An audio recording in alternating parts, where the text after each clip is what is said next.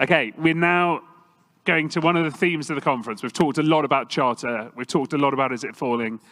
And here's a nice cheery title to end with. I'd forgotten about this. Is the charter fractional and card boom over?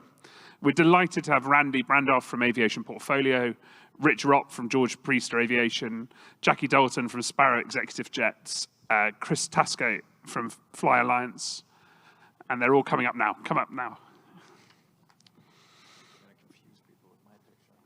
Oh, we've got, yeah, don't worry. Ignore that Craig Ross's name on the picture. Craig's too scruffy to be allowed on stage. We've, rejected him. We've got standards. Okay. Randy, you can start. Do you want to just explain very, 20 seconds what Aviation Portfolio does? Absolutely. Aviation Portfolio is an independent expert advisory firm. We advise clients. We have two different lines of business: whole aircraft owners and fractional card and charter clients, charter flyers.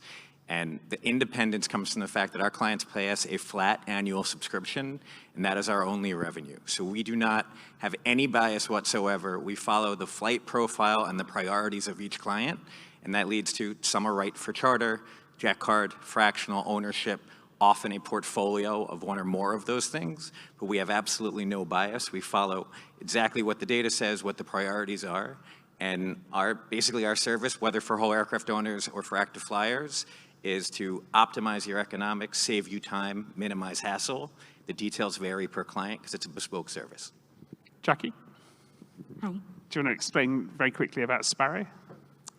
I'm a broker. I am a jet charter broker. Sparrow Executive Jets is my company, and I'm going into my 5th year. I represent excellent charter clients and focus specifically on management companies that are running great fleets and doing business well. So. Okay, let's go to a management company. Rich, do you use them? Do you use Priester Aviation ever? They are very 91 focused, and they really, I think maybe a couple of years ago we did a couple of flights together, but not recently. But I know Priester well. By the end of the panel, you'll be doing loads. We're trying. We're trying really hard to do business together. So George J. Priester Aviation, I know you know the name. Priester Aviation, we turn 80 years old next year. I joined the company about 3 years ago. Actually, it started right here. Yesterday was 3 years ago when I connected with Andy. His goal after he bought his dad out was to grow the company. And over the last 3 years, we've successfully done that. So it's Priester in Chicago. We have Mayo Aviation out of Denver, Centennial.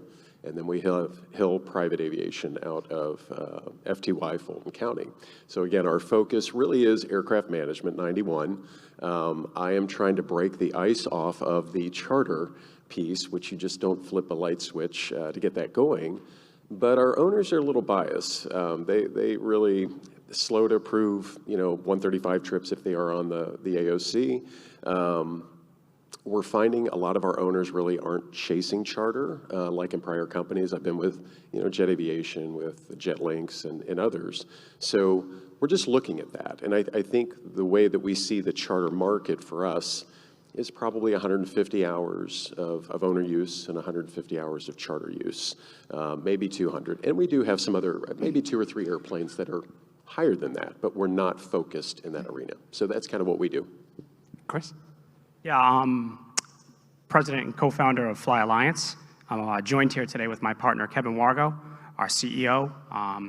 Also delighted to have my wife, Christina, Wendy Wargo, my COO, Eddie Silva, and our publicist, Kelly O'Shea.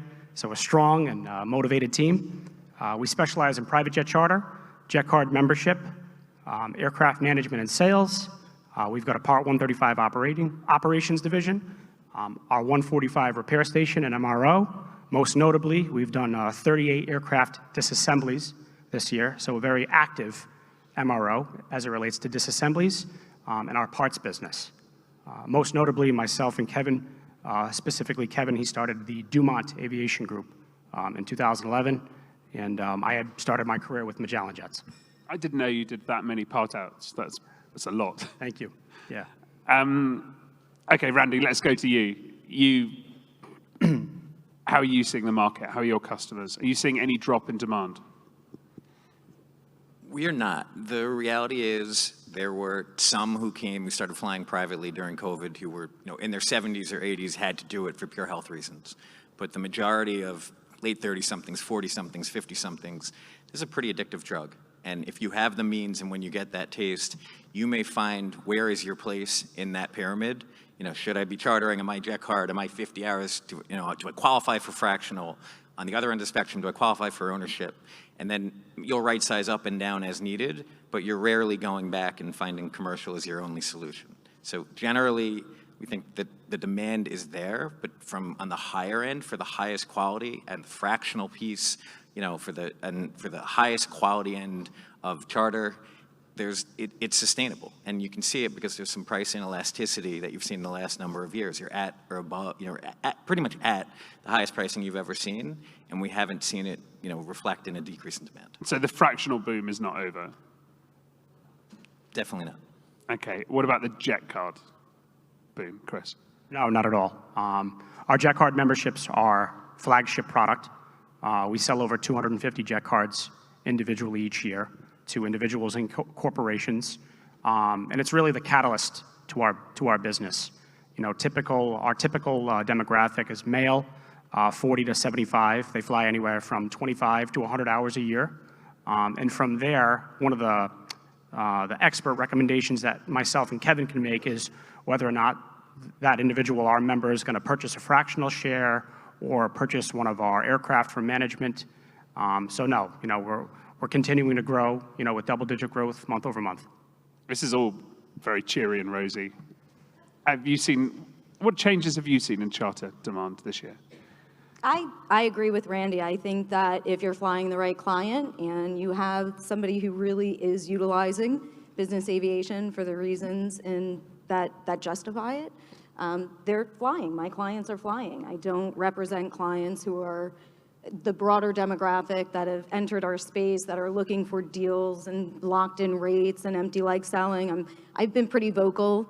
I squawk a lot about jet cards and things like that. And I think that at the end of the day, it's about flight-by-flight performance. I'm a big advocate of the independent operator network.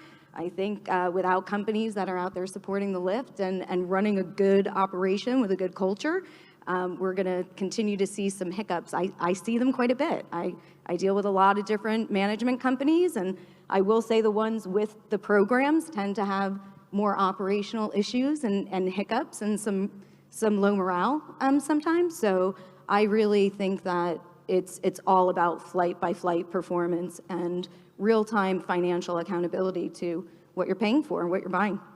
What's your typical customer? I have the best customers ever. They're all very self-made, very driven, very involved with their communities.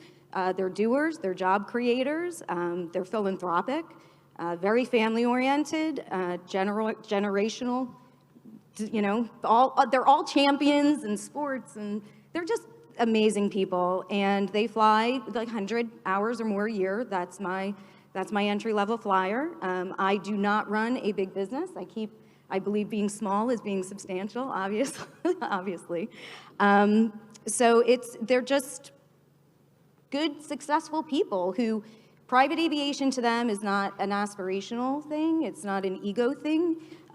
It is a part of their life and their lifestyle. And I believe that they're the type of clients that we want and need in our industry overall, especially on my side of the business, which is the charter. And I would say people who at some point in time can smartly decide to make the right kind of acquisition. Rich? Yeah, so our markets are pretty simple. We're Chicago, we're Denver, we have an Aspen operation as well, and then Atlanta. So when you look across that, really kind of that Midwest Rocky Mountain feel, our collective brand has 200 years of aviation history. So really, our brands kind of carry water for us on the retail charter side. We're trying to get away from the wholesale as much as we can, and we're trying to collect a desired fleet of aircraft. We're seeing more and more tail-specific requests now, because again, when you bring a Praetor 500 or 600 on, you bring a 350 on, et cetera, and people know you have those available, it sort of sells itself. So that's what we're seeing. And are you seeing similar trends across your 3 different bases? Because they're quite different cities, aren't they? But is it exactly the same in all 3? Yeah, they are. And when you look at, each one, they're a hub city for one of the big airlines, right? You can go anywhere in the world pretty much nonstop. However, I will tell you, anybody from Atlanta, I'm not picking on you, I hate Hartsfield. So that actually drives the charter business because it is terrible. Security is the most unpredictable, and it's a haul. You're putting a couple of miles on your feet when you're going through that. So there is an advantage when you look at the simplicity of air travel through charter, or jet cards, what have you. You can be in a hub city and still pick up a fair amount of that because of the hassles going through the commercial field. So getting back to your ask, each one is different. The mission profiles are very different. So when you get over to Atlanta, I mean, they're short trips. They're usually an hour, maybe 1.1 hour mission profile. You get over to, I'd say Denver, a lot of that mountainous flying. You're going down to Scottsdale, Southern California, et cetera. That's a standard mission profile. Chicago, it's all over. I mean, we're running people halfway around the world. So that's the bigger market for us. But Denver it's a very fickle market. I'm still studying that one intently, try to figure it out. So, Randy, about 2 years ago, we were talking about how customers who'd come in weren't getting brilliant service in private aviation. There were lots of, FBOs were full, there were flights delayed, there were a lot of aircraft. Has the experience got better? I think the answer is it depends, and it's on a per client basis, it's on a per need basis. The charter market, the average aircraft continues to age. There's it's an awfully wide brush to say just the charter market. There's the low end with aged aircraft, inconsistency in pilots, the notion of recovery doesn't exist. So there's folks who come in, and you have a conversation with a prospect, and it's like, to use wine as an analogy, there's folks who come in and literally their knowledge of private aviation is the equivalent of I like red or I like white, versus someone who's, old world, preferably a little age on it, Bordeaux blend. So there's a huge difference. For those who don't know any better and you're going into some of the lesser quality, it can be very painful. But for those who do understand the difference, or we're working with, who have gotten into the products that fully understand what they're getting, have the right terms, their eyes wide open, have de-risked their itineraries, then the product can meet expectations a lot of the time. And when it fails to, a lot of the vendors out there, no one's perfect. The dispatch reliability, if you're 70 or 80% over a consistent period of time, you're doing very well. In reality, it's not that you're never going to make a mistake. It's how quick can you recover, and how you handle it with that client thereafter. So I think it's not perfection. We never sell. We kind of talk clients into the notion of it's not what you think. You're not paying a premium from commercial and it's all perfect. It's not, but you are going to control your time. You're going to go when you want to where you want. And if you have the right expectations and you're working with the right folks, then it can be close to what it is you want it to be. Jackie, would you say it's getting better?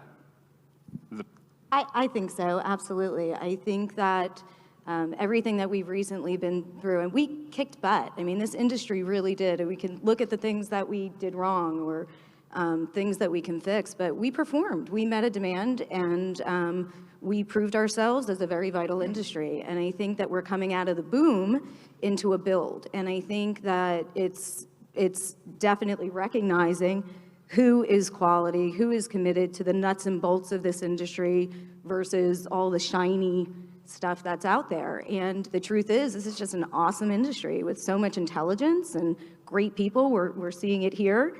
And so I think we have great things to come. I really do. I'm excited to be a part of it.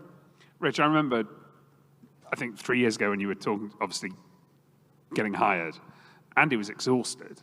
I remember him being, he was, and everyone was. I remember having, Solaris, Dan had been adding aircraft, EGM, everyone had been adding and struggling to find pilots. Is it easier now? How are your team feeling?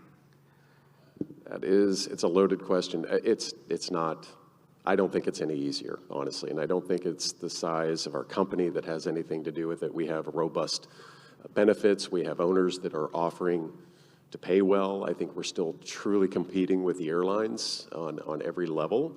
So that really drags us down. Again, and we're not looking to just put a butt in a seat. We're looking for high-end service. We're looking for people that understand that safety is our foundation. And by the way, we also have to serve the client well. We have to communicate amazingly well to make all of this work together. So finding those personalities is tough. That's tough in a good market sometimes. So yeah, we're struggling. And again, we're operating really good airplanes too. So there's a battle. Chris? I'm sorry? Do you think service levels are better for customers than they were right at the peak? Yeah, I would follow with what Rich was saying, that my team and I were working extremely hard in order to meet that demand. The private jet consumer is absolutely an educated one, and he knows that there are options out there for him. One thing that I'd like to think that we've done really well is we've positioned ourselves as an alternative. We say things like we're focused on consistency and safety, simplicity. We're trying to attract a specific type of customer, in some particular cases a charter customer, but more so we're really looking to position ourselves as an alternative to the larger fractional providers. And I'd like to think that we've set up the appropriate infrastructure, staff, locations. We operate brand new equipment, the Citation XLS Gen 2, the Citation Latitude. And in order to meet the needs of that customer, we need to be able to prove that we have, these layers of infrastructure and operations. And we're absolutely working, 100-hour weeks to make sure that we get that done. We all are. Okay, we've got a question from the audience. Chris, you can have this. Is a legal charter a concern to the industry, or is it not really impactful enough? Yeah, absolutely. I would say absolutely. Specifically on the ones like us that are operating aircraft. I think it goes back a lot on the type of operation that you have, your relationship with the FAA, the awareness that your chief pilot, your director of operations, my COO, my CEO, they're all communicating on a daily basis. It's never the wrong time to say, to go back on that old aviation saying, if you see something, say something. We have a good grasp of the wholesale, accounts that we're working with, and we really focus on the top 25% of them in order to, keep our fleet moving in addition to our retail customers. But yeah, I would say yes, we're absolutely mindful of it, and it starts with our leadership team. Do you think you lose business because of it? No, I don't think that we do, no. Rich? I kind of have a smirk on my face because I can't tell you the endless hours that I've spent on the other end of the phone with a couple of our owners who have basically told us that if we send a couple of our people out to the end of the runway by the fence line and take pictures of people getting on and off airplanes, that they're convinced that there's a legal charter and that he's losing money. And it is happening. It's been happening for decades, right? The divot that it leaves in our budgets, I don't know. I don't know how deep that runs. The question is, if they're getting cheap flights, would they actually pay a retail price? Probably not. Like when we really screen those people and pre-qualify them, no. They're getting kind of a free ride. So you want to turn it in. Again, when you're carrying AOC, there's a ton of responsibility, a ton of cost for that infrastructure. That's where we don't like to be cheated. And again, safety's our foundation. So if you're willing to cheat the rules over here, what else are you not doing? And that's where, we really try to hone in on that. But the reporting agencies are overbaked right now. They're understaffed. So it's really hard to get any results. At least that's my opinion on that. Okay, Jackie, Dustin Cordier is saying, what quality standards or consumer protection trends are you seeing evolving in the charter space? Are you seeing any? So I come from aircraft operations. I started on an airfield, Manassas Regional HEF, and so the root of my becoming a broker was founded on that side of it. So I understand aircraft management, charter management, and those types of things. I've now just officially crossed over into the chart at being a broker 1 year longer. So I've been in the industry for 15 years. I stand for the broker being a big asset to this industry And also the fact that we don't have any standards or guidelines or licensing in place for qualifying who can be a broker and buy and sell charter. And I look at every single deal that I do, every single flight, not only as a service to my clients and doing the right thing for them, but also the charter company and the asset that I'm putting my clients in and the pilots and what I'm exposing them to. And not to kick back to the election here, but I think we need to make private aviation private again. I think it's way too open access. I think a lot of the technologies that are out there are a little bit of a risk to us. I think even some of the programs that maybe don't do enough KYC to make sure that who we're selling these deals to are really good for our industry and our safety and security. So I would like to think, I'm definitely paying attention to the work of the associations, definitely paying attention to management companies. I think Quinn Wicker was great. I think every management company needs one of him. Same thing with you all. So I think that the industry, person by person, what I call the sparrows, are diligently working to improve what they can improve. We're seeing a difference between who's quality versus quantity. And I think we're correcting. I think that we are making a difference day by day, but there's a big effort underway. To piggyback on what Jackie said, I think people are shocked at a minimum to understand that tomorrow I could create my own brokerage and I could do it from my bedroom with a Gmail. You could do it this afternoon. Right, and the absolute lack of diligence they're doing, just going to the databases, finding you a few options, giving you the perception of choice. So on that end, it's scary, and standards aren't getting better. But the other piece is, the major ratings agencies, what qualifies as a passing crew has been diluted a lot as there's been a pilot shortage, and that's one of numerous examples. So the standards absolutely, we look forward to seeing that trend start going the other way, where the standards are requiring what would be a higher level of safety and security. But the trend has been unfriendly. Can I add? Oh. Well, I was just going to add to that. I would say when you look at the two different areas, so again, those that have the certificate, right, you covet that. There's so much infrastructure you have to carry, so you sort of create a bullpen, if you will, of go-to people and companies that you use. So there's a little protective measure there where you're kind of measuring each other, making sure insurance is in place, training, all of those things. When you get out into the broker space, and there are great brokers. Again, Jackie's an example of it, and we do business with several great brokers. What shell-shocked me, it's been a year ago, at NATA, it was disclosed that there are 16,000 known charter brokers. Known. Now that really fragments our business. It really dilutes it. So where we sort of, our protective measures kick in, we probably get every week 20 requests from brokerages we've never heard of before, and we just kind of push them away because there's probably there could be some integrity there, but it takes a lot to do the research on that. So I think we have our own protective measures that really kick in, and again, we just quickly have to lift the hood up to see what qualifications you have. Can we do business together? So we encourage our passengers and our customers to come to our facilities, and while we operate as a broker, in addition to an operator, I'd say approximately 35 to 40% of the time, we're working with off-fleet partners to service our members and passengers.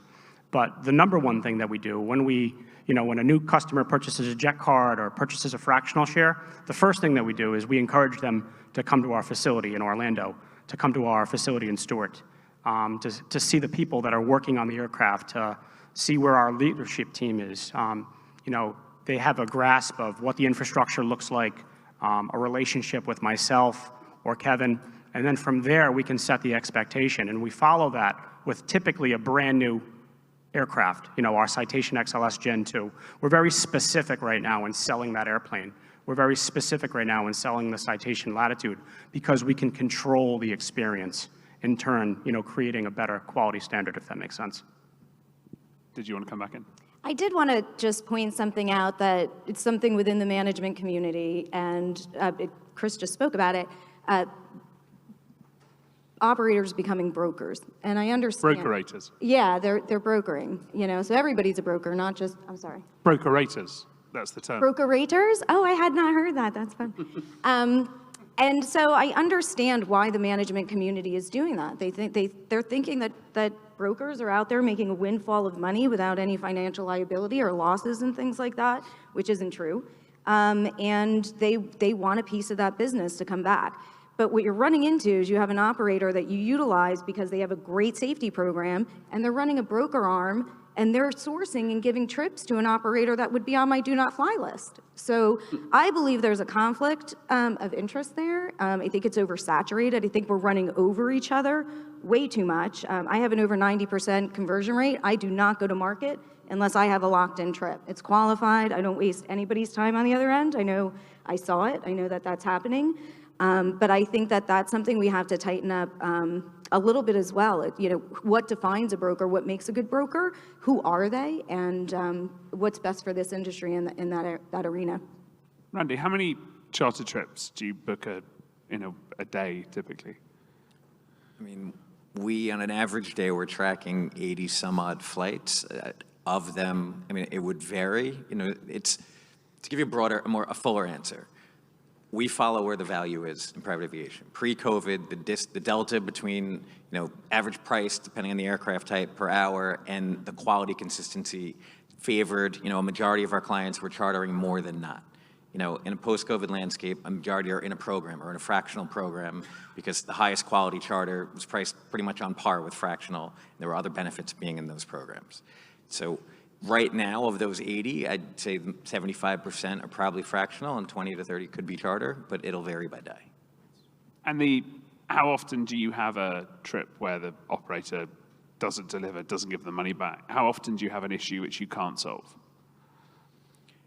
I mean, we're very big believers in preventative medicine and have negotiated a lot of that in advance, and also will only work with a finite list of charter operators. It's comparable to the list of what NetJets or FlexJet would do off fleet. So rare, but how often do we hear about that with other lesser, folks with lower standards? Daily. Yeah, that's what I was wondering. You hear lots of stories. Jackie, when did it last happen to you? Or has it never happened? What? Unscrupulous operator, or you pay something, the flight doesn't happen, getting the money back's hard. Oh, no, I'm very on top. Same thing, preventative medicine. I mean, I run my brokerage business like it's an operation. I know when in advance, I check my positioning. I really fight to protect everything about my trip. I do. I catch some recently, just to bring a point home about, I don't want to say overselling, but a little overselling out there in the membership and jet card programs and such. I had a trip booked, and I wire money very fast about real-time money movement for operators. I know that that's key. I hope I have a strong reputation in that. And wired the money, trip went, and within the next 24 hours, I got an inside call that told me that the company had 40 trips booked and only 22 operable airplanes. And pretty sure they knew that before I sent my money. So it was very quick to be on top of it. And if I had not called ahead to be like, where is my plane? When am I positioning? Where's my tail number? All that kind of, and it's a great operator, but that's that kind of thing. But I'm pretty good at preventing it. Chris, do you think there's more stories of it happening than it actually happening? I think it happens a lot with the smaller brokers that are unpoliced, for sure. I rely back on the experience of my director group. The 4 sales directors, of which I'm one of them, we've all been working in the space since 2010. I'm very proud of the group that I have. So we collectively book, if we're not using our fleet, we're using no more than 10 other fleets. So we've got a relationship with everyone. We've been in good business standing with them. So I would say that it is happening. We do get those phone calls. I'm at the airport. There's no airplane here. This is the price that I paid. Can you help us? That happens often. But again, I rely back on the experience of my director group to make sure that preventative medicine, we avoid that. Rich, got another question. Whether booking through broker or not, do Argus and Wyvern Ratings or others protect passengers? Well, again, we're Argus Platinum. Oh, sorry, forgot I had a mic. Yeah, so we're Argus. I think we are still Wyvern, but we live and breathe by the Argus standards. We try and follow all of those ratings. We have two independent safety, so a director of safety and a VP of safety, and they circumvent all of our leadership, go straight to Andy, chairman.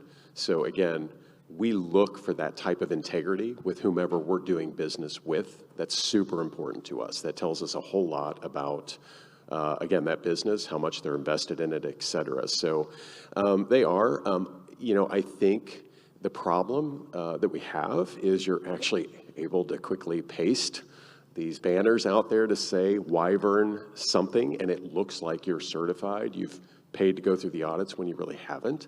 So I think we need to educate our clients on what they're really looking at, what they're really getting. So again, my airplanes may be more expensive for a reason versus what you're seeing out there. So I see a lot of that out there where it's kind of like, no, you're not. You're not actually that. So you do. You have to go out and really fish the pond to see what you're getting. From what we see, I would say they don't, blanket, no, they don't protect you. Because the problem is generally being willing to be audited is better than an operator or vendor who's not.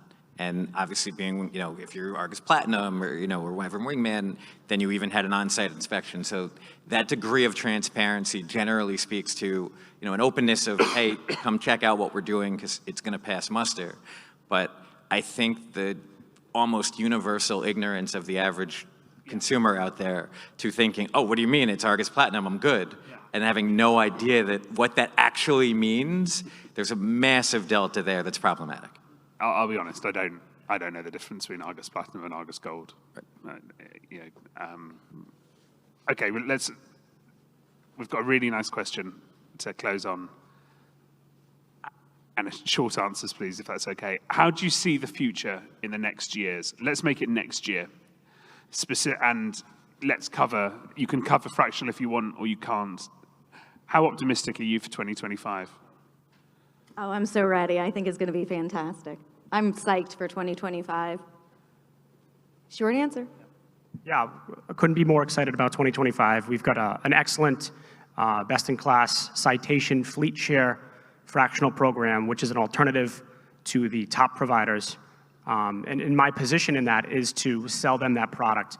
I want to be able to say to someone that's been with NetJets, someone that's been with FlexJet, say, look, I've got a similar product in terms of brand new equipment, no compromise on safety, no compromise on service, quality control, in a very aggressive price point. And I think that we're going to sell through it. Are you most excited about fractional next year? I am, because again, it creates the best customer for us.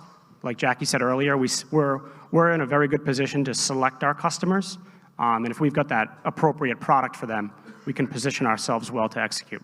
Rich, 2025?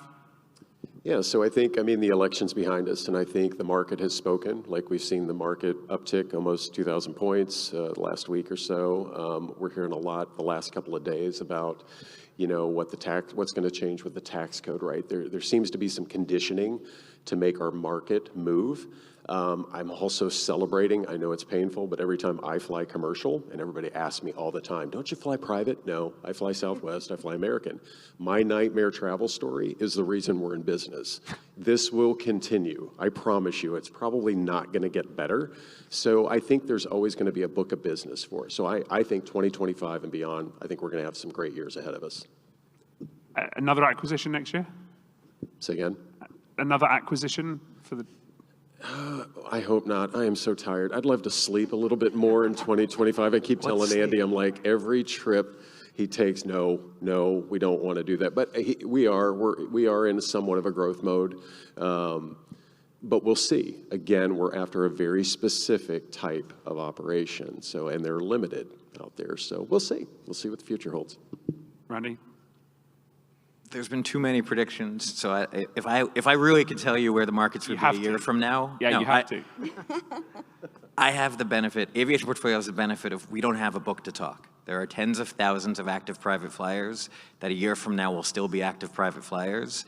If the value equation is in ownership, fractional, cards, charter, we're going to help them to find it and to meet the service levels they require. I think that the market will continue to evolve. I think in each pocket, there's going to be opportunities, and there will probably be some vacillation. But, I think you heard from Ken, you heard, fractional. You heard from Leona, Vista, there's a lot of robust demand in their parts of the market. I don't have anything to contradict that, but there's also going to be opportunity for others. Okay, I'm going to let you get away with that because we're running out of time. And it's earlier in the conference I'd have made you do it again, but I'm going to let you off now. Thanks so much to the panel. Thank you. Thank you. Thank you.